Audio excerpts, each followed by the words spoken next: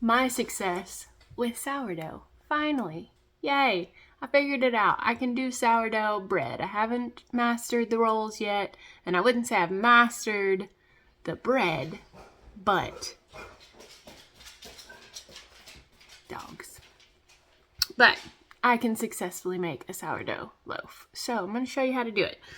Step one is to feed your sourdough starter. If you don't have a sourdough starter and you're local to me, hit me up. I got you. But you can buy them online. Whispering Willow Farm has one.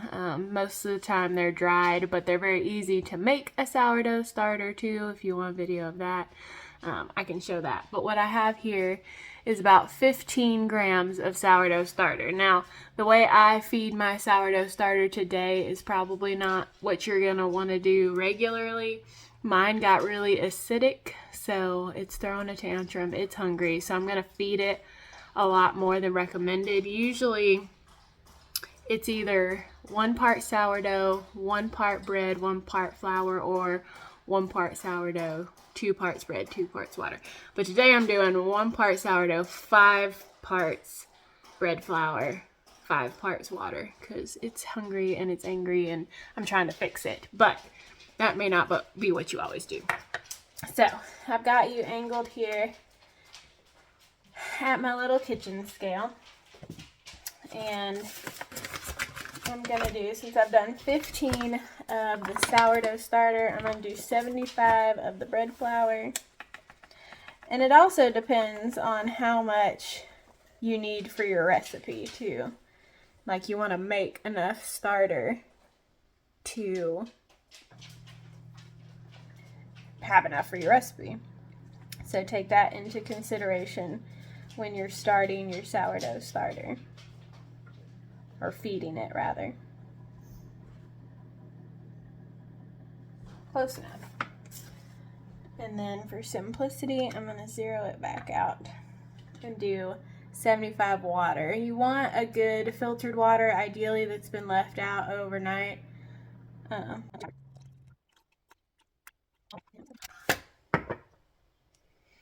Then you're going to add your starter to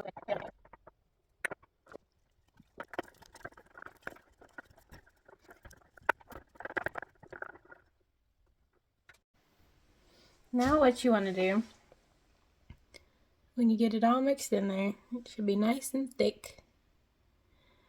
You take a rubber band and you put it around the level where the sourdough starter is. Or you can follow the lines on the mason jar if you want.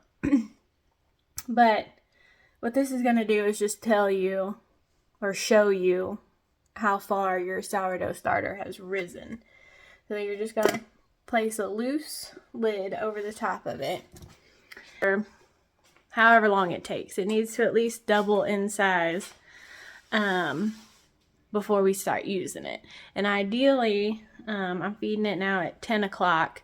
So hopefully by 4 at the latest, we can get the sourdough bread process started. But step 1 is to feed your starter and get it rising. And we'll be back. Okay guys, it's 5:30 and my starter has successfully doubled. So we're gonna start the dough. So we're gonna do, it's supposed to be 500 grams of bread flour, but all I have is all-purpose, so that's what we're gonna use.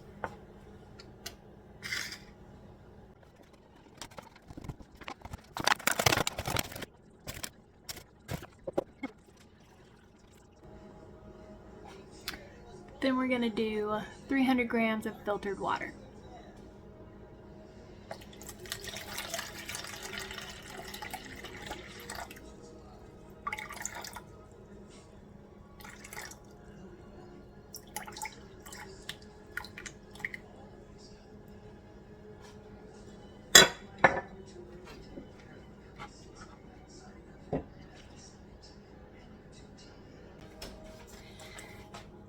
and also 4 to 8 grams of salt.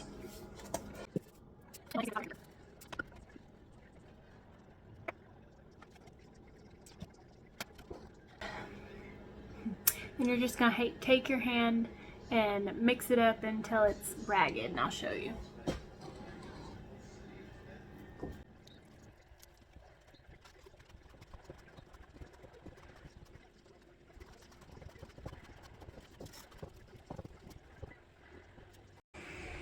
Okay, this is what I mean by ragged.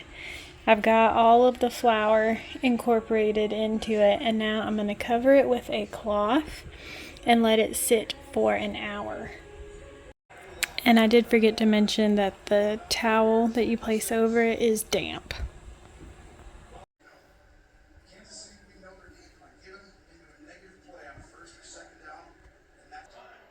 Now we're going to start the lifts and folds, and I'll show you what that looks like.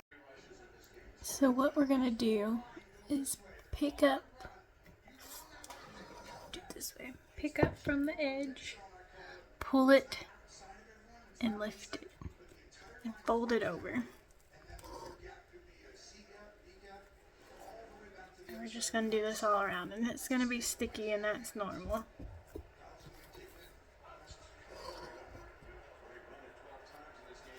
We're just creating the gluten.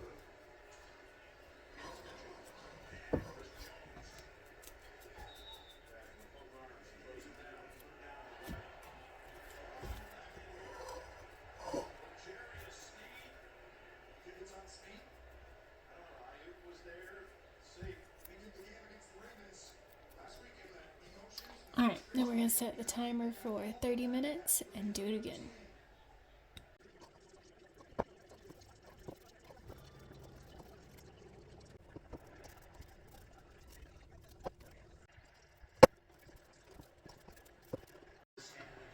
Okay, that was my last lift and fold. It is 8:30. I'm going to cover this with the damp cloth and leave it sit in a warm, draft-free place overnight. So because I'm going to do the next part in the morning before I go to work, I'm going to go ahead and flour my Valentine. If you don't have a Valentine, you can use a bowl and just flour it real well, and that'll be fine. And then I'm going to clean and flour my work surface. So when I dump it out of the bowl, I can shape it, and I'll show you all that in the morning. See ya. Alright, it's the next morning. I don't know why I'm going in the refrigerator.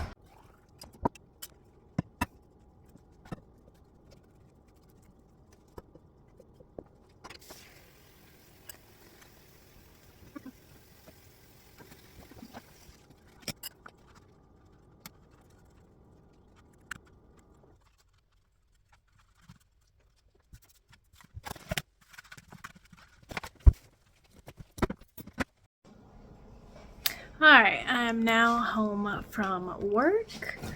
So we shaped our bread this morning, put it in the refrigerator, and now it is time to cook. So I am going to, I've got out my cast iron Dutch oven. I'm going to preheat my oven to 450 with the Dutch oven inside it. And while that happens, I got my parchment paper I used last time just because I'm going to reuse it.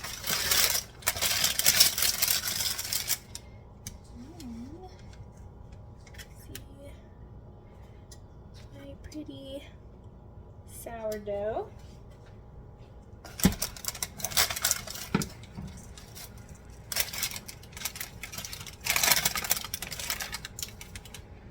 Now with the bannetons, like I said, you don't need a banneton. You can use a bowl or something else. The bannetons also come with a cloth cover. So if you didn't want the curly Q design like the banneton, You could just put the cloth cover in it to be plain. You can also buy these kits from Amazon. Like I said, here's the cloth cover for the round banneton. This one also came with an oblong banneton. You could cook your oblong loaf in one of these oblong roasters, turkey roasters, if you wanted to do an oblong one, or in whatever pot thing you had to fit. But you're also going to need, I think they call this a lathe, bread lathe. But if you don't have one of these,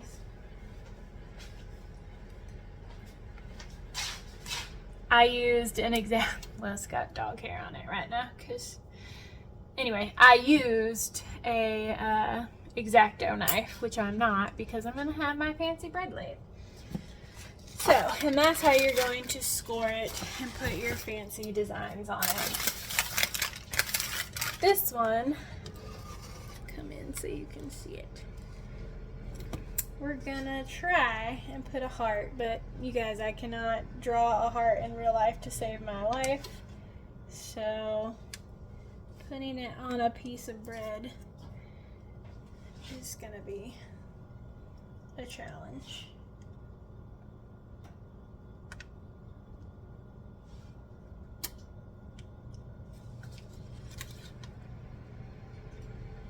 Oh, look at that.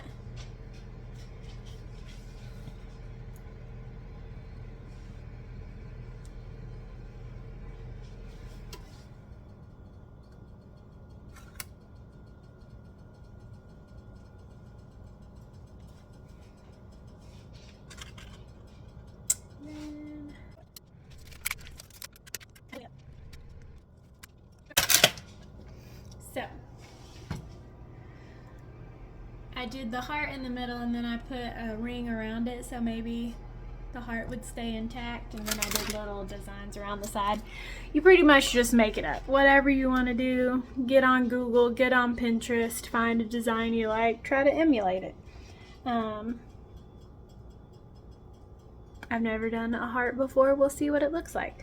So my oven is preheating, and when it comes up to temperature, I'll be back. Alright, my oven is preheated to 500, not 450. My bad. 500 with your cast iron. I'm going to take the lid off. I'm going to put, well, here. If you can't see it, can you see it?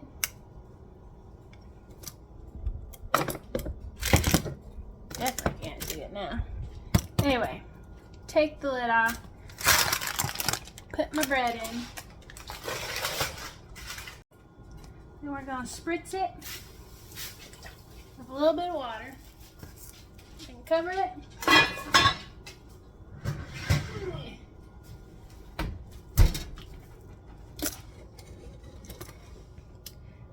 And we're going to bake it at 500 for 25 minutes. Now we're going to reduce the heat to 480.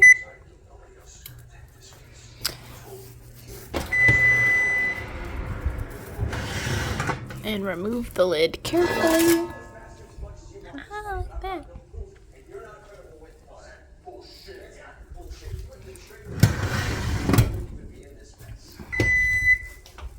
Okay. For another 25 minutes.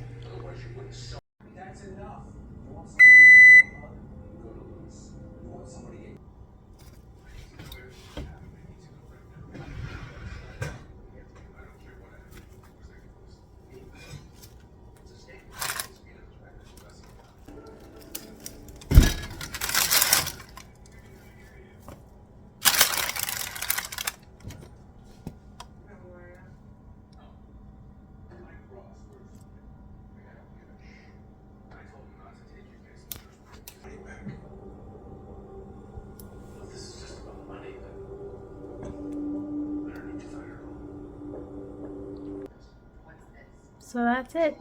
Sourdough. All good to go. Enjoy.